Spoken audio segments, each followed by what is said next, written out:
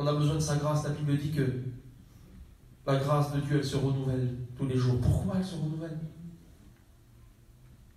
Pourquoi elle se renouvelle, la grâce de Dieu?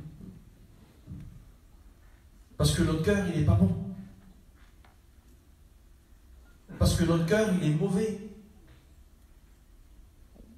Parce que notre langage, il n'est pas bon. Parce que notre regard, il n'est pas bon. Parce que notre écoute, elle n'est pas bonne. Parce que nos désirs ne sont pas bons. C'est pas parce qu'on a manifesté 3 fois des bons désirs que ça y est, on y est arrivé. Non, on a besoin que la grâce de Dieu se renouvelle tous les jours. Le cœur de l'homme a besoin de la grâce de Dieu tous les jours. Le cœur de l'homme a besoin que ses bontés se renouvellent tous les jours. On est béni ce matin, vous êtes là ce matin, vous êtes béni, je suis béni ce matin. Mais qui sait quand je vais sortir d'ici, qu'est-ce qui va m'arriver sur moi? Qu'est-ce qui va se passer? Qui sait comment je vais répondre? Qui sait comment je vais parler quand je vais sortir d'ici? Qui sait qu'est-ce qui va se passer tout à l'heure? Alors il y en a certains, on va faire ceci, on va faire cela, oui, on se fait des projets, c'est normal, on est comme ça. Aujourd'hui je vais faire ça, j'ai pas pu le faire, mais je vais le faire aujourd'hui, ou je le fais demain. Mais qui sait ce que tu seras tout à l'heure? Qui sait comment tu vas agir tout à l'heure? Qui sait comment tu seras? Tu as besoin de la vie avec Jésus. Tu as besoin d'une relation forte, d'une communion forte avec Jésus. Parce que c'est ça qui nous tient. C'est pas un bâtiment qui nous tient. C'est pas une réunion dans une tonnelle. C'est pas dans une maison. C'est pas dans une église. C'est pas un moment ici assis sur une chaise qui nous tient. C'est notre vie à nous devant lui. T'es là pourquoi ce matin? Pourquoi t'es venu ce matin? Pourquoi t'es assis ici? Pourquoi? Je suis venu pour jeûner. Mais tu sais ce que c'est jeûner? Tu sais ce que c'est de passer un moment avec lui? C'est quoi ce matin? C'est quoi? C'est quoi le moment ce matin? Il sert à quoi le moment ce matin? Il sert à quoi pour toi? Ça fait des mois que tu viens, tu jeûnes. Il se passe rien. Pourquoi? Qu'est-ce qui se passe? Normalement le jeûne il apporte quelque chose en nous. Parce que c'est pas le fait d'être ici qui compte. C'est pas le fait d'être assis ici, d'écouter la parole de Dieu qui compte. C'est pas le fait d'être assis à l'église, là-bas, ailleurs, tous les soirs, dans une réunion qui compte. C'est le fait de comment nous venons. Dans quelle attitude sommes-nous là ce matin? Dans quelles conditions? Dans quelle envie? Dans quel désir nous sommes là? Qu'est-ce que nous cherchons en réalité? C'est lui qu'il faut chercher, mes frères et sœurs. Amen. C'est lui qu'il faut trouver. C'est avec lui qu'il faut avoir une communion. C'est avec lui qu'il faut avoir une relation. C'est avec lui qu'il faut avoir une vie. On peut venir à l'église et ne pas avoir de vie avec lui, mes frères et sœurs. Vous comprenez ça? On peut venir à 7 réunions par semaine et ne pas avoir de vie avec lui. On peut venir assister à des réunions, écouter des messages, des prédications, aller dans des séminaires et ne pas avoir une vie avec lui. Où il semblerait que rien ne change. Où il semblerait que rien ne bouge en nous. Qu'est-ce qui se passe? Pourquoi, Seigneur? Quand on est au contact de Jésus, ça bouge, ça change, ça se transforme. Il se passe des choses. Si ça ne se transforme pas, s'il ne se passe pas quelque chose en toi, c'est que tu n'as pas cette communion que tu devrais avoir. C'est que tu n'as pas cette relation que tu devrais avoir. Il faut qu'il y ait quelque chose qui se déclenche en nous. Il faut qu'il y ait un désir, non pas une envie, parce qu'on a envie de beaucoup de choses. Un jour on a envie de ça, le lendemain on a envie de ça. Avec Jésus, ce n'est pas une envie qu'il nous faut, c'est un désir profond. Amen. Parce qu'une envie, elle est passagère. Trop de fois, j'ai eu des envies, moi, envie de ça pour le Seigneur, envie de ça. Et ça a passé, ça a été fini. Mais il nous faut un désir profond. Il nous faut une faim profonde. Il nous faut une soif profonde, il nous faut un désir, il faut qu'il se passe quelque chose en nous, il nous faut un désir, ce que Dieu attend en réalité. Dieu, on cherche Dieu, si Dieu le veut, si Dieu voudrait, si Dieu veut, si Dieu est disposé, il donnera, mais Dieu est disposé.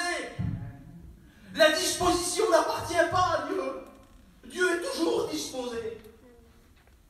Dieu n'est pas animé, il n'est pas conduit par ses humeurs. Vous comprenez? Dieu n'a pas d'humeur. Le Seigneur Jésus n'a pas d'humeur. Un jour il est comme ça, son humeur elle change. Nous on change, nous on a des humeurs différentes. Un jour on est calme, un jour on est bien, et le lendemain on est énervé. Mais Dieu n'a pas d'humeur, Dieu n'a pas besoin d'être disposé. On n'a pas besoin d'y parler comme ça. Dieu est disposé. Mais nous on n'est pas disposés. On n'est pas toujours disposés. On a nos humeurs, on a nos envies, nos désirs. On a plein de choses. Vous savez, le jeûne et prière, Seigneur, j'ai réalisé ça, puis je disais, Seigneur, qu'est-ce que c'est que le jeûne? Je ne vais pas vous parler du jeûne ce matin, mais le jeûne, c'est quoi? Le jeûne, c'est plein de choses, on va dire. Passer un moment parce qu'on a besoin d'une guérison, passer un moment parce qu'on a besoin que nos familles soient touchées par Dieu, oui, c'est vrai, c'est toutes des choses que Dieu peut faire, ça. Mais le but principal du jeûne, c'est déjà notre vie. C'est toi déjà. On veut que les autres soient bénis avant que nous, on soit bénis. Tu as besoin d'être rempli. Tu as besoin d'être béni. Tu as besoin que ça change en toi. Dieu n'a pas choisi des anges pour sauver ta famille. Dieu n'a pas choisi des anges qui descendent du ciel. Non, il t'a choisi à toi. C'est toi qui es dans ta famille. C'est toi qui es dans ton foyer. C'est toi qui es dans tes enfants. C'est toi qui es dans ta famille autour de toi. C'est toi qui as besoin d'être rempli. C'est toi qui as besoin de déborder. C'est toi qui as besoin de vivre quelque chose de fort, de puissant. C'est toi. Tu veux que tes autres soient touchés, c'est toi qui as besoin. Le jeûne, c'est pour nous. C'est pour nous avec lui. Alors c'est bien d'être assis ici. C'est pas le fait d'arrêter de manger, d'être assis ici. Il nous fait qu'on sera meilleur. C'est réellement de nous nourrir de ces moments. Amen. Comprenez cela? Il faut se nourrir de ces moments. Parce qu'il y a une nourriture spirituelle dans ces moments. Comprenez cela?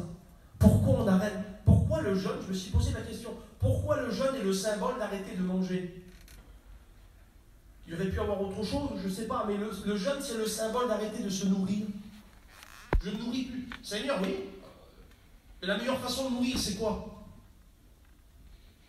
La meilleure façon de nourrir, c'est quoi? C'est d'arrêter de manger, d'arrêter d'avoir un bon coup de fourchette. C'est dur, ça. Mais quand on va arrêter de manger, ça mettra le temps. J'ai vu un reportage à la télé, mon père regardait un reportage, et une dame qui a fait une grève de la faim. Ça a duré pendant 2-3 mois, et au bout de 3 mois, elle est morte. Son corps s'est éteint. Parce qu'elle n'a plus mangé. Elle a décidé d'arrêter de manger. Elle n'a pas mis un couteau sous sa gorge, non, elle n'a plus mangé simplement. Sa vie s'est arrêtée. C'est pas ses parents qui sont arrêtés de mourir. C'est pas sa famille que leur vie s'est arrêtée. C'est sa propre vie à elle qui s'est arrêtée. Vous comprenez? C'est sa propre vie à elle qui est morte. Et le jeûne est principalement le but du jeûne principal. Dans le jeûne, il y a plein de buts. Mais il y a un but central. Le but central, c'est pour notre vie à nous, mes frères et sœurs. J'arrête de me nourrir d'une nourriture charnelle pour me nourrir. Comprenez ça? J'arrête pas de me nourrir, pas pour me nourrir. Non, j'arrête de me nourrir de ça pour nourrir d'autres choses. Pour me nourrir d'autres choses, d'une nourriture spirituelle. C'est ça le jeûne. Le but principal du jeûne, c'est je ne nourris plus d'une nourriture charnelle. Mais je viens ici, j'arrête, et je veux me nourrir d'une nourriture spirituelle. Je veux me nourrir d'une nourriture qui descend du ciel. Parce que c'est la seule nourriture qui fera vivre nos âmes. Comprenez cela? C'est ce qu'on a besoin. Pourquoi tu es là ce matin? Tu te posais la question, pourquoi tu es venu? Alors, certains vont dire, je suis venu parce que il y a longtemps qu'ils ne m'ont pas vu, les frères. Il y a longtemps qu'ils ne m'ont pas vu, alors je vais y aller quand même ce matin. Il y a des personnes qui viennent comme ça. Je suis venu parce que il y a longtemps que les frères et sœurs ne m'ont pas vu, alors je vais venir quand même. Je suis quand même un garçon qui a une place dans l'église.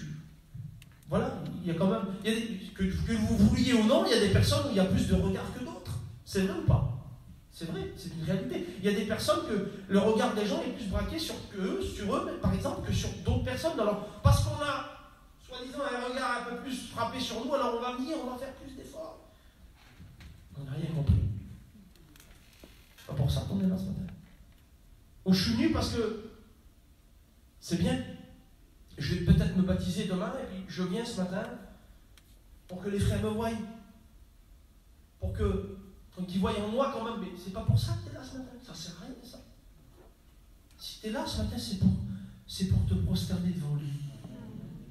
Seigneur, je suis devant toi individuellement. C'est mon âme qui est devant toi. Je veux me nourrir de ce que tu veux me donner. J'ai pris la décision d'arrêter de me nourrir pour un temps.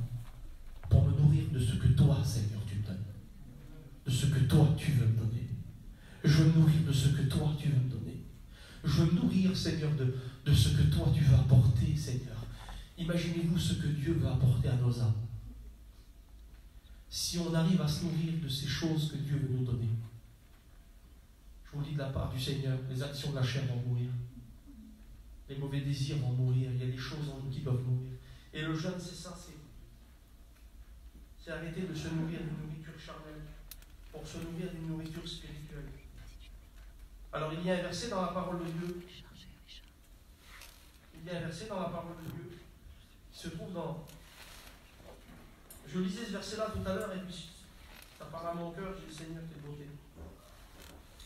Je l'ai noté quelque part, là, je peux le trouver. C'est le Proverbe, chapitre 26, verset 15. Regardez ce qu'il est dit. Ah, il y en a des personnes comme ça. Si la Bible en parle, c'est qu'il y en a. Proverbe 26, 15. Il dit, le paresseux plonge sa main dans le plat. Le paresseux. C'est qui le paresseux? C'est celui-là, le paresseux. Regardez. Le paresseux plonge sa main dans le plat. Alors, on trouve quoi dans un plat? C'est quoi qu'on trouve dans un plat, Charlie? Un plat, il est fait pour quoi? Il est fait pour de la déco? Non, il n'est pas fait pour de la déco, un plat. Un plat, il est fait pour mettre de la nourriture. C'est pas pour autre chose. Un plat, il est fait pour recevoir de la nourriture. Et quand il reçoit de la nourriture, normalement, c'est logique. L'être humain, il vient et il prend ses fourchettes et puis il mange ce qu'il y a dans le plat. Mais le paresseux, la Bible dit, le paresseux plonge sa main dans le plat. Il met sa main, il fait quand même l'effort, Seigneur. Il y a de la nourriture dans le plat. Il fait l'effort, c'est bien. Quel bel effort. C'est un beau effort qu'il fait. Il plonge sa main dans le plat. Il vient, il fait l'effort, il y a de la nourriture. Je plonge quand même ma main dans le plat. Il y en a plein ce matin qui sont là et qui plongent leur main dans le plat. Combien de fois tu as plongé ta main dans le plat? Merci Seigneur parce que tu as plongé ta main dans le plat. Mais la Bible dit que celui qui plonge sa main dans le plat, il est paresseux. Il est paresseux. Pourquoi il est paresseux? Parce qu'il plonge sa main dans le plat? Non, pas parce qu'il plonge sa main dans le plat. C'est après que ça va pas. Regardez ce qu'il dit. Il dit, le paresseux plonge sa main dans le plat. Mais il se passe quelque chose. Mais il trouve pénible à la ramener à sa bouche. Il trouve ça pénible de prendre cette nourriture qu'il a plongé la main dans le plat là, et de la ramener à sa bouche. Tu sais pourquoi tu ne grandis pas? Tu sais pourquoi il n'y a pas de changement en toi? Tu sais pourquoi tu trébuches toujours dans les mêmes problèmes, dans les mêmes travers depuis des années, depuis des mois? Tu sais pourquoi? Parce que tu plonges toujours ta main dans le plat, mais tu ne ramènes jamais de la nourriture à ta bouche. Tu te nourris jamais de la nourriture que tu prends. Alors tu mets ta main dans le plat là. Alors t'écoutes, t'es là. Ça fait des semaines que tu mets ta main dans le plat. Ça fait des semaines que tu écoutes la parole de Dieu. Ça fait des semaines et des mois que tu viens aux jeunes, et il ne se passe rien. Pourquoi? Parce que tu plonges ta main dans le plat. Mais tu ne te nourris pas. Tu ne te nourris pas de ce que Dieu veut te donner. Tu ne te nourris pas de cette parole. Parce que si tu te nourrirais de cette parole, alors à ce moment-là, la parole, elle va te fortifier. Quand on se nourrit, c'est quoi? Avoir faim, c'est quoi? Avoir faim, c'est signe de bonne santé ou pas? C'est vrai. Quand quelqu'un a faim, ça veut dire qu'il est en bonne santé. Hein, Tony, c'est vrai. Quelqu'un qui a faim, c'est quelqu'un qui est en bonne santé. Au bout de quelques jours, quand on a des enfants, là, nous, ça m'est déjà arrivé. Ça nous a déjà arrivé. Hein, Tony, toi aussi, t'es petit, ça t'a déjà arrivé. Je sais pas, je suis Tony, mais ça nous a déjà arrivé, nos enfants. Ils ont faim, mais à un moment donné, pendant 2-3 jours, ils ne mangent plus, ils n'ont pas faim. On se pose tout de suite des questions. On se dit, ah, il y a un problème, le petit ne mange plus. Ça fait 3 jours qu'il ne mange plus, 4 jours, ou même un adulte. Quand on ne mange plus, ça veut dire qu'on n'est pas en bonne santé. Quand on n'a plus d'appétit, ça veut dire qu'on n'est pas en bonne santé. Ça veut dire que dans notre corps, il y a quelque chose qui ne tourne pas rond. Ça veut dire qu'il y a une maladie, ça veut dire qu'il y a un problème, ça veut dire qu'il y a une anomalie dans notre corps parce qu'on ne se nourrit pas et puis on n'a pas faim. Alors, il y a un problème si on n'a pas faim. Mais le signe d'avoir faim, c'est le signe d'être en bonne santé. Ah ben, spirituellement, c'est pareil. Amen. Celui qui a faim, il se nourrit de ce que Dieu lui donne. Et parce que tu vas te nourrir de ce que Dieu te donne, ton âme sera en bonne santé. Ta vie spirituelle sera en bonne santé. Il faut se nourrir de ce que Dieu nous donne. Si Dieu nous donne une nourriture spirituelle, c'est pas pour la prendre dans notre main et la laisser là, ici, périmée, que Dieu me pardonne de dire ça. Mais si Dieu nous donne de la nourriture, si Dieu inspire des serviteurs de Dieu par l'Esprit Saint à donner cette nourriture, nourris-toi de ce que Dieu te donne. Nourris-toi. Plus tu vas te nourrir du spirituel, plus les œuvres de la chair vont mourir. Il faut que tu changes de nourriture. Il faut changer de nourriture. Quand on arrête de se nourrir, ça ne suffit pas d'arrêter de se nourrir de la chair. Vous comprenez ce que je veux dire? Il y a des personnes qui viennent aux jeunes et ils arrêtent de se nourrir de la chair. Oui, ça ne suffit pas. Il faut remplacer la nourriture. Il faut remplacer ce que l'on mange. Ça ne suffit pas. Il faut pas rester sans manger dans la vie. Si on reste sans manger, on meurt. Ah ben, spirituellement, c'est pareil. Il y en a simplement, ils viennent, ils font des efforts, mais ils arrêtent simplement de se nourrir de la nourriture charnelle. Ils arrêtent simplement de se nourrir des choses de la terre. Mais il faut que tu remplaces ta nourriture. Il faut que tu dises, Seigneur, ta parole, je l'écoute, mais je veux la mettre en pratique à partir de maintenant. Je veux qu'il se passe quelque chose. Je veux voir, Seigneur, les effets de cette nourriture spirituelle dans ma vie, parce que je vous le dis de la part de Dieu, vous savez, quand on mange, il y a des effets. Hein. Il y a des effets qu'on n'aime pas des fois. C'est vrai ou pas? Il y a des personnes, des fois, qu'on reste 3-4 mois sans les voir. On les voit au bout de 3-4 mois, excusez-moi du mot, mais... Je ne sais pas s'il y a trop de McDo. Je ne sais pas s'il y a trop de Big Mac. Mais on prend du poids. La nourriture, elle a un effet sur le corps. Elle a un effet sur la vie. La nourriture qu'on mange, elle nous marque. La nourriture qu'on se nourrit, elle nous marque. Elle a un effet sur nos vies. Elle nous fait grossir. Si on ne mange pas, on va maigrir. Donc ça a un effet. Un effet qu'on ne veut pas des fois, mais automatiquement, la nourriture aura un effet sur nos vies. Eh bien, la nourriture spirituelle, si on se nourrit, si on ne se nourrit pas, on verra l'effet. Une personne qui va mourir spirituellement, une personne qui va s'éloigner de Dieu, une personne qui va être découragée, qui va être en bien, mais si on se nourrit, elle aura aussi un effet, et ça se verra aussi. Parce que ça se voit dans les deux sens. Quelqu'un qui se nourrit spirituellement, il s'épanouit, il grandit, il se passe des choses en lui. Alors il y en a que ça fait 20 ans qu'ils sont chrétiens, ils ne bougent pas. Il y en a que ça fait 2-3 ans qu'ils sont chrétiens, on dirait qu'ils sont là. On dirait qu'ils sont là. Mais ça ne veut rien dire les années de vie chrétienne. Ça ne veut rien dire. Hein.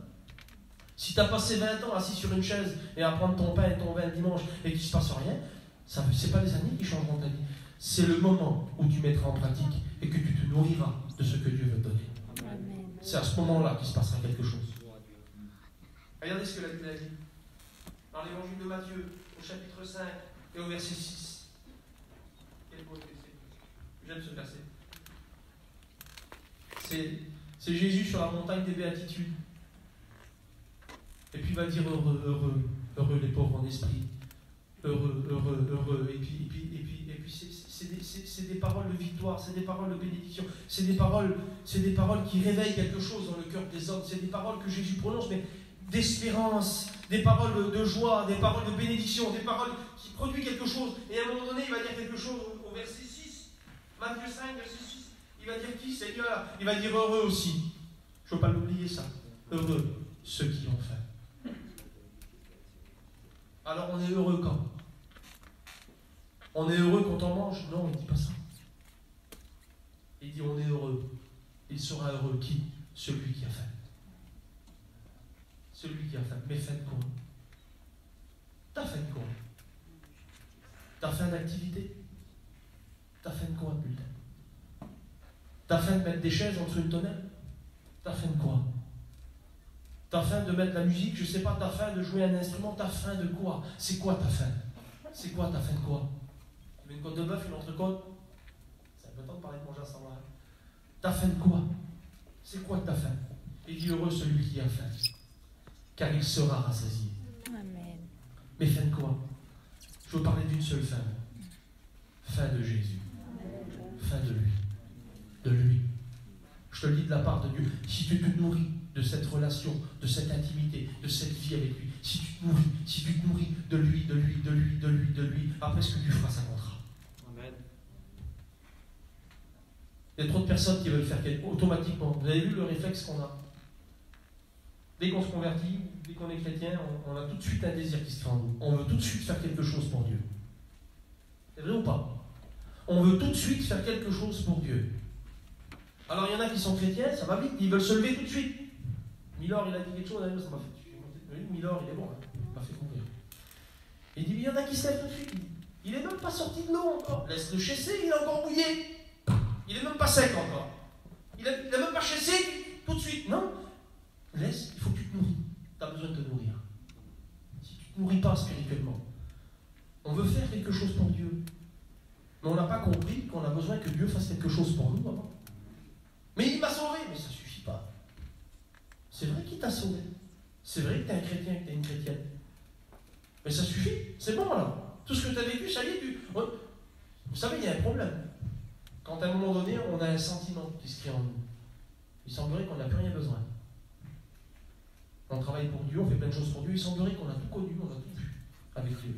Il semblerait qu'on n'attend plus rien d'autre de Dieu. Il y a un problème là.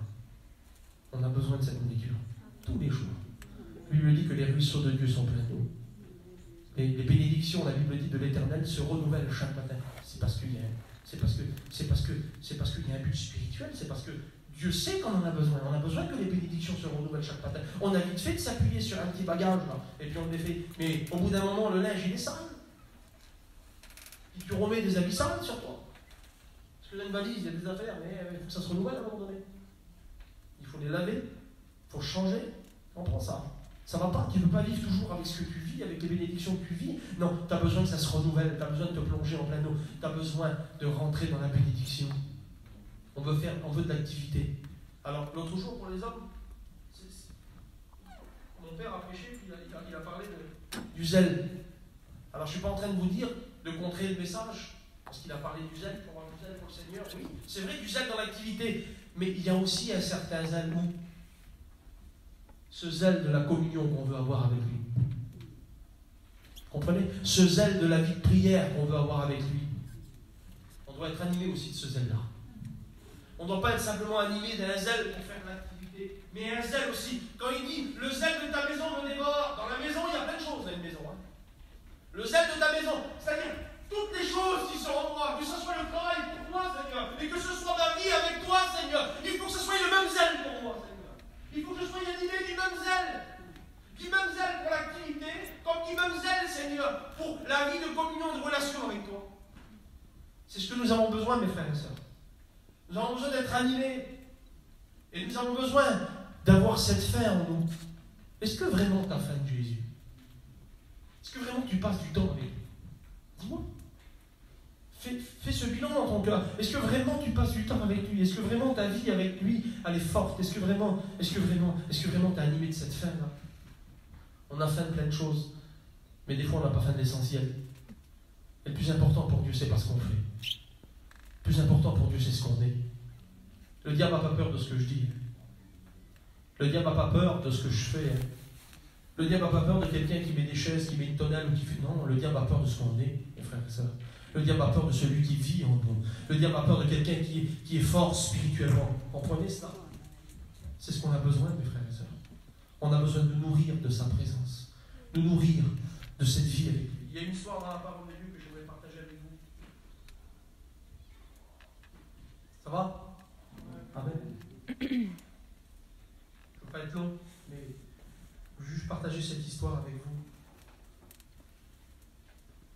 Évangile de Luc, chapitre 10 et verset 38. Comme Jésus était en chemin avec ses disciples, il entra dans un village et une femme nommée Marthe le reçut dans sa maison. Alors il y a quelque chose à retenir là. C'est que ces deux sœurs, Marthe et Marie, oui. Mais il semblerait que ce n'est pas la maison de Marie. C'est ce que le verset dit. Il dit Marthe le reçut dans sa maison. Une femme nommée Marthe le reçut dans sa maison. Donc c'est la maison de Marthe. C'est chez elle. C'est sa maison à elle.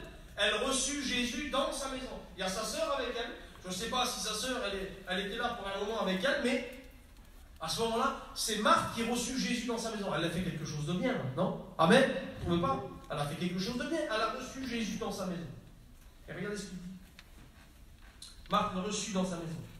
Elle avait une sœur nommée Marie, qui s'étant assise aux pieds du Seigneur, écoutait sa parole.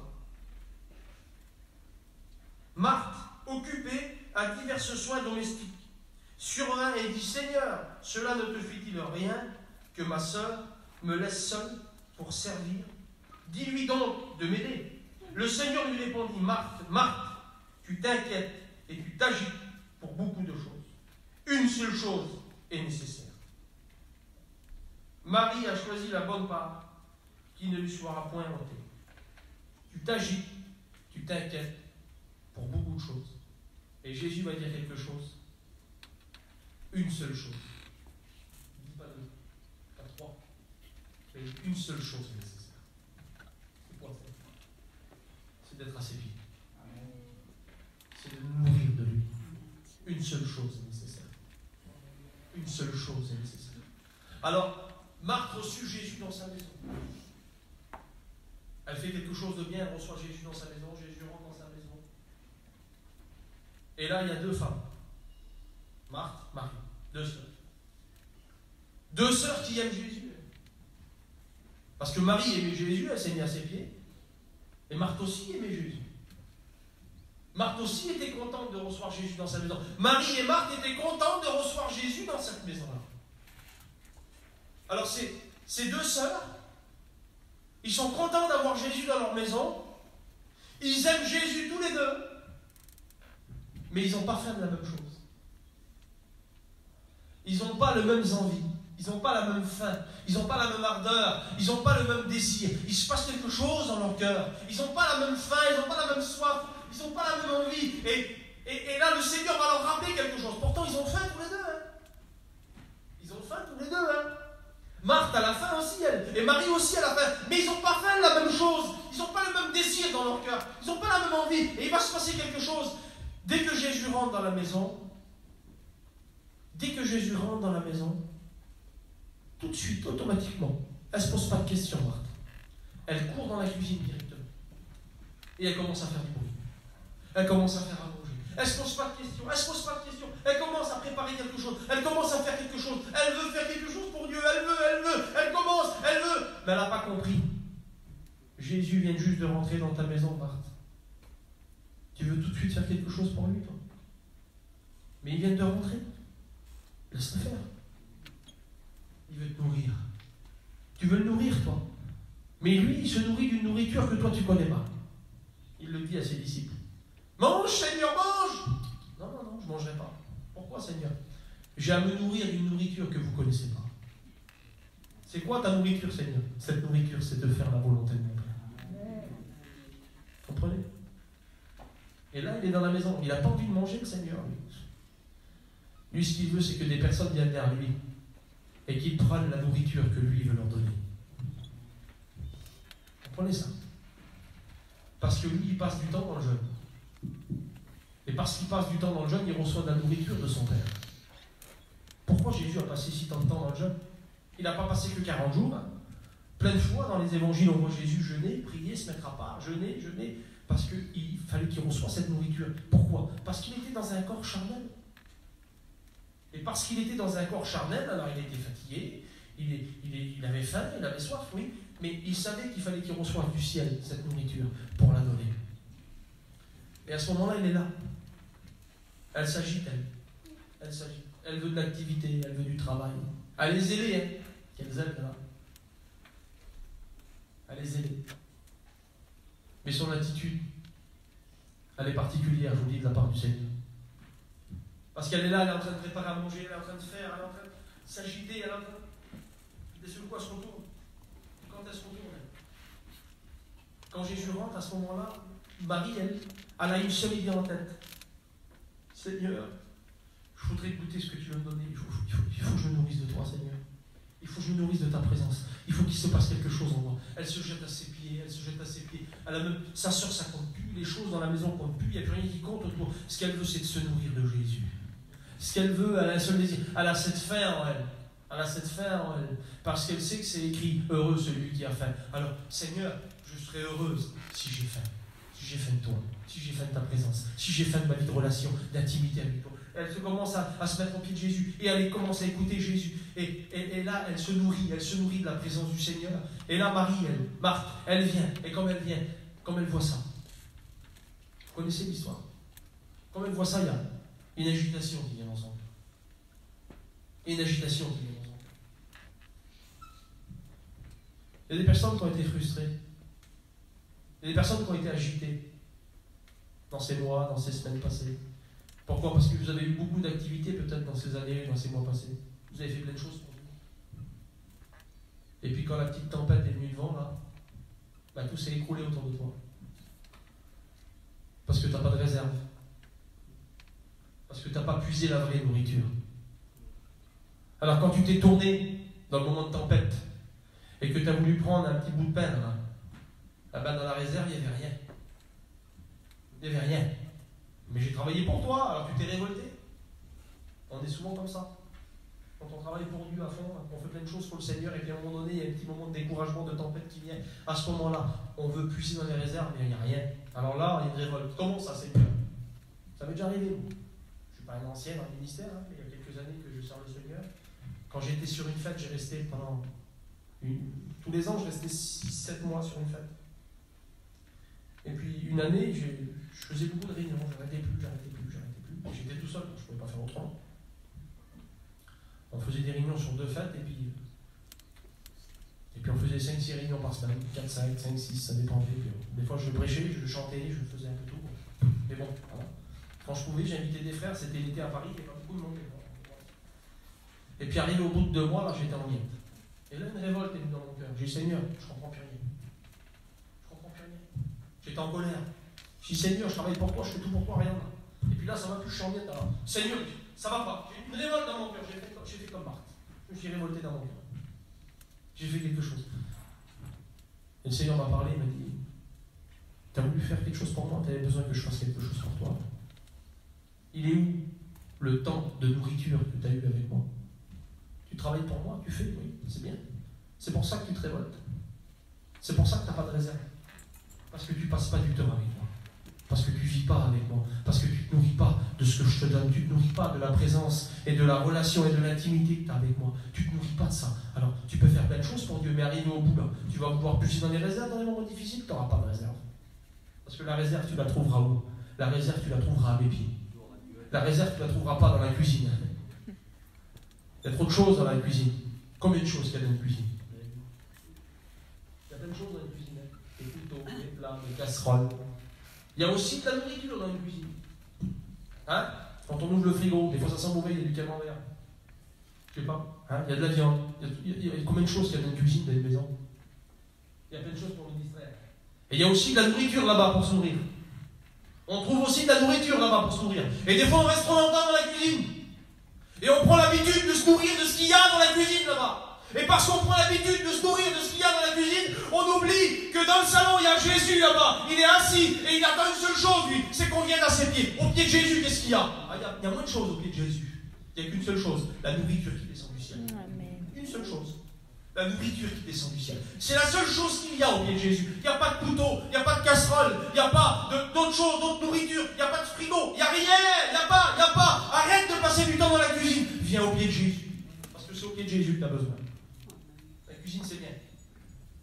Mais il faut que tu arrêtes de te nourrir de ce qu'il y a dans la cuisine. Pour te nourrir de ce qu'il y a au pied de Jésus. C'est ça qui nous tient. C'est ça qui nous rend forts. C'est ça qui nous transforme. C'est ça qui nous change. C'est ça qui va nous apporter les valeurs en nous. C'est ça qui va fortifier notre âme. C'est ça qui va fortifier notre esprit. C'est ça qui va fortifier notre vie spirituelle. C'est une seule chose. C'est la vie de relation avec lui qui fortifie nos âmes. C'est pas l'activité qui va fortifier nos âmes. L'activité va nous encourager pour passer des bonnes choses du zèle. Mais on a besoin d'être animé de ce zèle, de passer du temps avec lui. C'est de ce zèle-là qu'on a besoin. C'est de ce zèle-là qu'on a besoin aussi. Le zèle de ta maison me dévore. Ça veut dire qu'il y a du zèle, Seigneur, dans ma maison. Dans une maison, il y a une chambre, il y a un salon, il y a une salle de bain, il y a une cuisine. Il y a du zèle partout dans la maison, Seigneur. C'est pour ça qu'il dit le zèle de ta maison. Il ne dit pas le zèle de ta vie. Non, le zèle de ta maison. Pourquoi il prend le symbole d'une maison? Parce que dans une maison, il y a toutes sortes de choses dans une maison. Et il faut qu'on soit zélé dans tous les domaines dans notre vie, mes frères et sœurs. Il faut que tous les endroits de la maison, il y a du zèle pour lui. Le lieu secret, il doit y avoir du zèle. Dans la cuisine, il doit y avoir du zèle. Dans le salon, il doit y avoir du zèle. Dans tous les endroits, on doit avoir du zèle pour lui. Que ce soit dans l'activité, que ce soit dans la vie de prière. Mais ce qu'on a besoin, mes frères et sœurs, avant de faire quoi que ce soit, c'est de passer du temps avec lui. C'est de nous nourrir de ce que lui nous donne. On veut donner de la nourriture.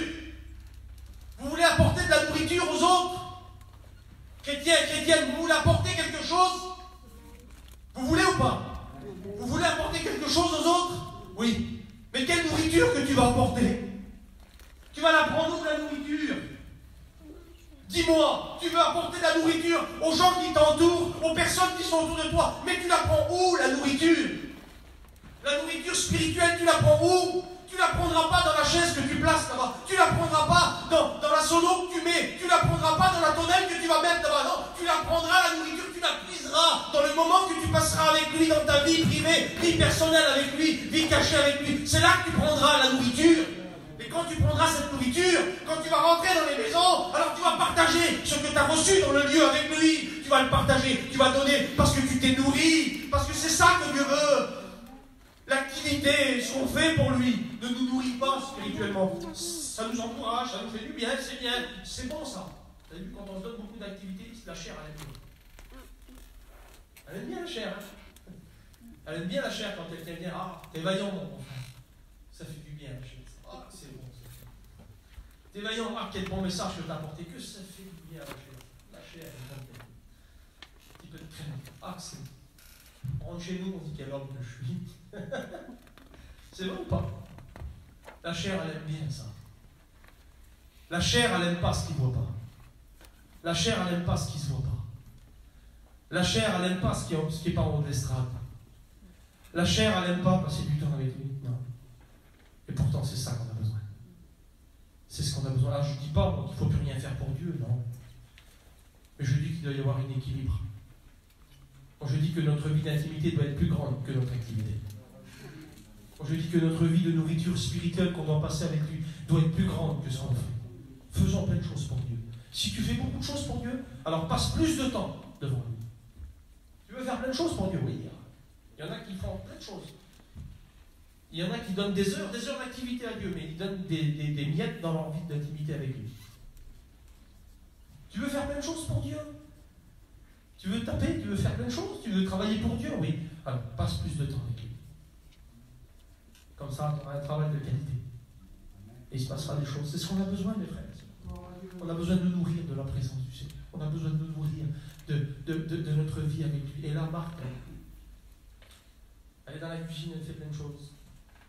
Puis comme elle arrive et qu'elle voit Marie au pied de Jésus, j'en suis sûr que Marie, elle n'était pas comme ça au pied de Jésus en train de rigoler. J'en suis sûr qu'elle était au pied de Jésus brisée. Imaginez-vous. Imagine-toi si toi tu es au pied de Jésus et que tu écoutes Jésus parler. Steven, imagine-toi. Je ne pense pas que je serais comme ça en train d'écouter. Jésus, le Fils de Dieu, il est devant moi, il est en train de me parler. Imagine l'attitude qu'elle devait avoir Marie. Elle devait être brisée à ses pieds. Elle devait être brisée. Toutes les paroles qui sortaient de la bouche de Jésus, elle devait les prendre, elle devait s'en nourrir. Que c'était bon, que ça devait être bon. Et quand sa sœur, elle vient, je ne sais pas, quand on voit ça, vous savez ce qu'on fait? On laisse les couteaux, on jette tout par terre et puis on vient à ses pieds aussi. Non, elle est révoltée dans son cœur, elle a une colère dans son cœur. Pourquoi quand quelqu'un est béni, qui est rempli du Saint-Esprit, tu dis que c'est un déréglé? Pourquoi tu te mets en colère? Et pourquoi tu dis, ferais pas mal d'aller travailler plus pour Dieu, ou faire plus pour ci, ou témoigner là-bas? Mais elle est remplie du Saint-Esprit, le frère, elle est remplie du Saint-Esprit, la sœur. Si tu vois quelqu'un qui est béni à côté de toi, fais quand même. Fais quand même. Je crois qu'il y a des personnes à imiter, moi. Je le crois.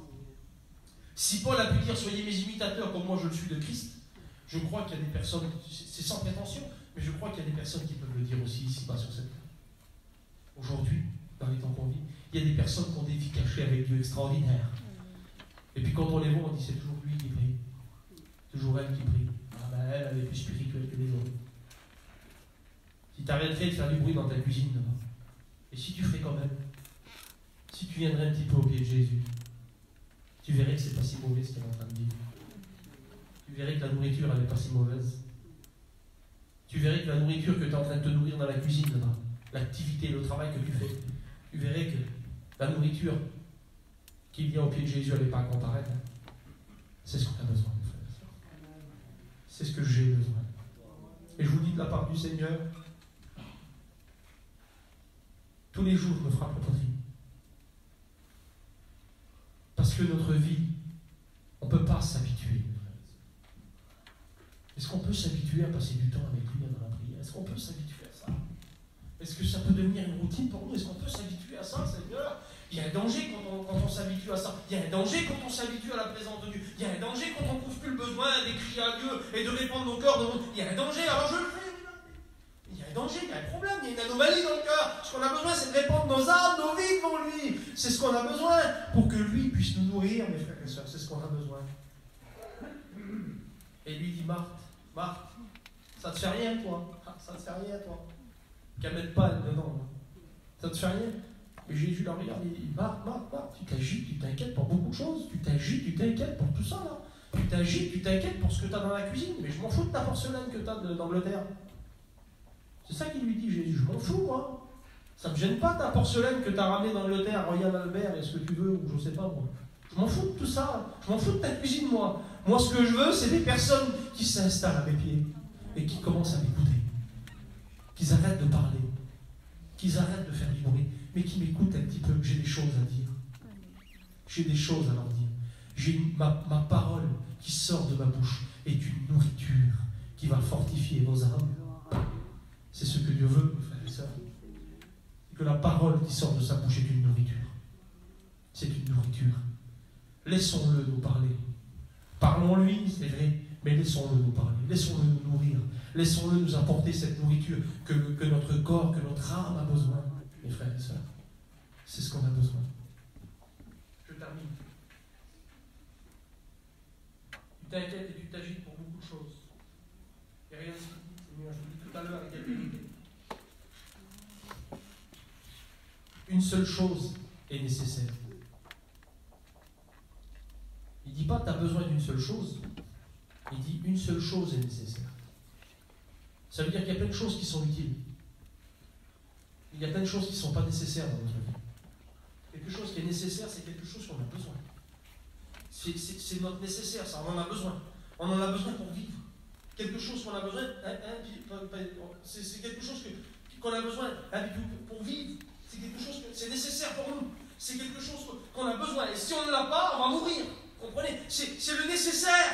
Ça veut dire qu'on n'a pas besoin de superflu. On n'a pas besoin d'autre chose. C'est la chose qui est nécessaire. Il va dire une seule chose est nécessaire. C'est pas que tu sois dans la cuisine. Une seule chose est nécessaire. C'est bien l'activité que tu as pour moi. C'est bien le travail que tu fais pour moi. Mais je te le dis, une seule chose est nécessaire. C'est que tu sois à mes pieds. Tu veux voir ma volonté? Viens à mes pieds. Tu veux voir ce que j'ai préparé pour toi? Viens à mes pieds. Tu veux grandir spirituellement? Viens à mes pieds. Tu veux voir des bénédictions? Viens à mes pieds. Tu veux vivre des bénédictions? Tu veux que ta famille vienne à Dieu? Viens à mes pieds. Demeure à mes pieds. Prie-moi. Parle-moi. Et fais de moi. Si on a besoin d'avoir faim de Jésus, arrêtons d'avoir faim d'activité. Arrêtons d'avoir faim de plein de choses. Mais on n'a pas faim de l'essentiel. Ou alors, on a plus faim d'activité. Vous comprenez ce que je veux dire? On prie. Je ne dis pas qu'on ne prie pas. Tu vas me dire, mais je prie quand même, moi. Mais je passe quand même du temps avec Dieu. Mais notre activité, on a plus faim. La faim est plus grande pour ce que l'on fait pour Dieu que la faim. On a quand même un petit peu faim. Mais notre faim de relation doit toujours être plus grande que notre faim d'activité. Notre faim de vie avec lui, notre faim de communion avec Jésus doit être plus grande que notre faim d'activité, que notre faim de travail pour lui. C'est ce qu'on a besoin. Je vous le dis de la part du Seigneur. Ce qui nous tiendra dans ces temps difficiles. On l'a vu, on a eu des moments de confinement, on a eu des moments où on a été privé de réunion, privé d'église, ça a été plus difficile pour certains que d'autres. Mais on a découvert quelque chose dans ces moments-là. Qu'est-ce qu'on a découvert? On a découvert qu'une nourriture que Dieu nous a préparée devant Jésus, dans la relation, dans la communion avec Jésus, on l'a trouvée. C'est cette nourriture-là qu'on a besoin, mes frères et sœurs. Vous savez, le confinement nous a ouvert aussi les yeux sur plein de choses, mais il faut que ça reste. Vous savez, le plus difficile, c'est pas d'écouter la parole. Le plus difficile, c'est pas de dire Amen ce matin à la parole. Je vous le dis de la part du Seigneur. Pour moi, je parle pour moi. Le plus difficile, c'est de la garder, cette parole. Que c'est difficile, Seigneur. Je suis serviteur de Dieu, je vous le dis de la part du Seigneur. Je ne dis pas ça. Je ne dis pas ça pour me mettre moi, pour te dire, ben vous allez le prendre. Non, Seigneur. Il n'y a aucune dissimulation, il n'y a aucune fausseté dans tout ça. Mais que c'est difficile pour ma vie, pour mon âme, de garder cette parole toujours, là. Seigneur, j'arrive à la garder des fois 1 mois, 2 mois, 3 mois, et puis à un moment donné, il semblerait que je passe à autre chose encore, à une autre nourriture encore, il semblerait que j'ai toujours besoin de revenir. C'est pour ça qu'on a besoin d'une vie de prière, une vie de communion, une vie de relation. On a besoin de nous nourrir de cette parole, on a besoin de cette communion, on a besoin de demeurer. C'est difficile de garder, mes frères et sœurs. C'est difficile de garder. Dès qu'il y a une situation, un problème, une maladie qui survient, un petit souci, un petit découragement, un frère qui ne nous a pas parlé, un frère qui n'est pas venu nous visiter, je ne sais pas moi, des enfantillages, quoi. Ah ben tout de suite on est découragé. de suite on met les choses comme ça va. Non, Seigneur, on a besoin de nous nourrir de ta présence, Seigneur, de nous nourrir de toi. Mes frères et sœurs, je ne sais pas. Je ne sais pas si c'est un avertissement ce moment. Je ne sais pas, mais c'est ce que Dieu a mis dans mon cœur. Et si Dieu l'a mis dans mon cœur, c'est parce qu'on vit des temps aujourd'hui où Dieu viendra chercher mes frères et sœurs. Non pas ceux simplement qui font du bruit. Mais Dieu viendra chercher ceux qui le connaissent. Ceux qui passent du temps avec lui. Ceux qui connaissent Jésus. Ceux qui aiment Jésus. J'aime Jésus. Vous aimez Jésus? J'aime Jésus. Combien de choses qui vont dans ta vie? Combien de choses dans ta vie qui démontrent le contraire? Je vous dis de la part de Dieu. On dit qu'on aime Jésus. Mais combien de choses dans notre vie qui prouvent le contraire? Notre façon de faire. Notre façon d'agir. J'aime Jésus, mais l'autre je ne le supporte pas. Alors j'aime pas ton corps, Seigneur, mais j'aime bien ta tête. Parce que l'Église, c'est le corps du Christ. Alors on n'aime pas le corps, mais on aime la tête. On doit aimer le corps tout entier. Comment tu peux aimer Dieu si tu haïs ton frère? Comment tu peux aimer Dieu si tu parles sur ta sœur? Si tu parles sur ton frère? Comment peux-tu dire aimer Dieu?